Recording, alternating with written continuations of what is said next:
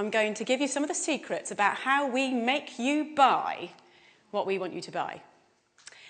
So as a marketer, when I'm first giving you a product, what's my job? Well, my job is to make you want it, to crave it, to need it, to think that it is the best innovation in food since sliced bread. But how do we do it?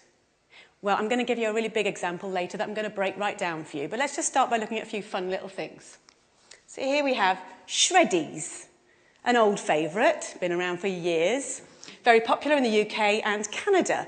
Without changing a single little thing about that product, they remarketed them, rebranded them as brand new diamond-shaped Shreddies. Food marketing genius right there. In the 1950s, there was a very important innovation in food. The instant mix cake, one of my personal favourites. When they were first brought out, all you needed to do was to add a little bit of water. Who's not going to love that? Well, actually, no one loved it. No one bought the bloody things. So they did a bit of research. And what they found was that the main consumer, the target consumer, the housewife, felt that it was cheating. They didn't want to pass off such an easy thing as their own baking to their partners, their husbands, their families, whatever. So what did the producers have to do? They had to make it harder. So now you had to add water and an egg. And sales exploded. But these examples, these are just chicken feed compared to what I really want to talk about tonight, and that is chickens and pigs and cows. So when we think about where chickens, etc. come from, we think about something a bit like that. That's also our instinctive idea, but we all know if we really think about it, if we think about it deeply, it's probably a little bit more like that. But that's a lot nicer. It's a lot more romantic.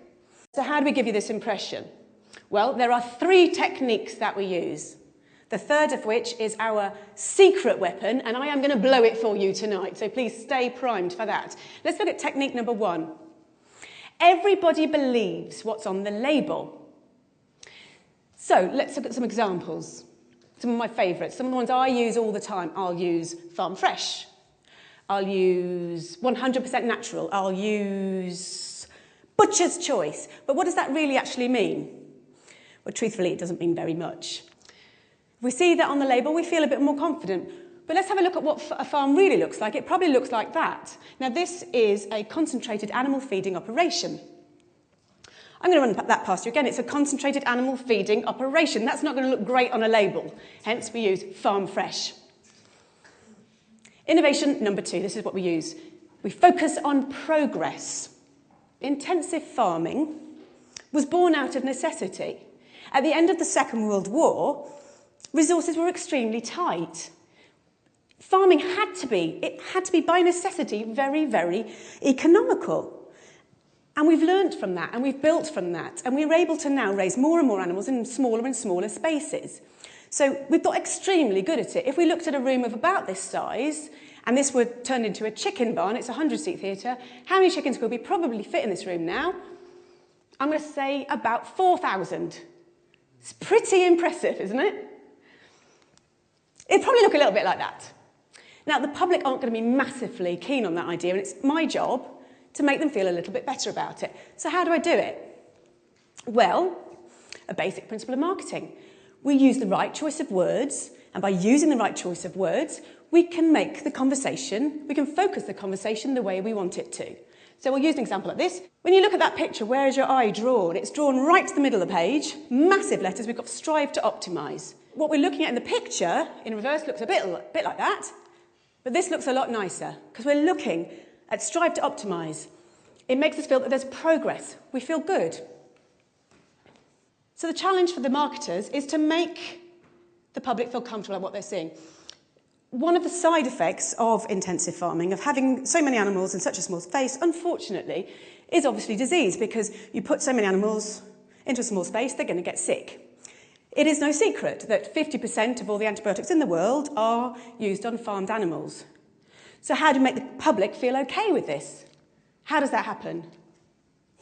My job. How do I do it? I use the language of innovation. So we're going back to our old friends at porkcares.org. And what they do is they say, as farming has become more efficient, veterinarians have incorporated new technologies and methods into practice. This makes us feel good. This is positive. Yeah? This is progress. And when we're then marketing to future consumers, we would perhaps use something like this. This is a colouring book. Pigs and pork. It's absolutely gorgeous. And what we're doing here is we're getting the children to focus on the fact that we're using innovation. So by bringing the pigs out from the muddy fields and into the clean barns, we're taking them away from all that nasty, dirty mud and all the diseases that are lurking there within. Positive. So onto our secret weapon. This is what we really need to focus on. So these two techniques alone, they are not going to work. We need a secret weapon, number 3. It is actually in this room right now. Secret weapon! It is you. So how do we do it? When you're in the supermarket, you don't want to think about where those products have come from. You don't want to think about how those animals have been reared, how they've been treated. The power of willful ignorance cannot be overstated. This is systemised cruelty on a massive scale, and we only get away with it because everyone is prepared to look the other way. Thank you.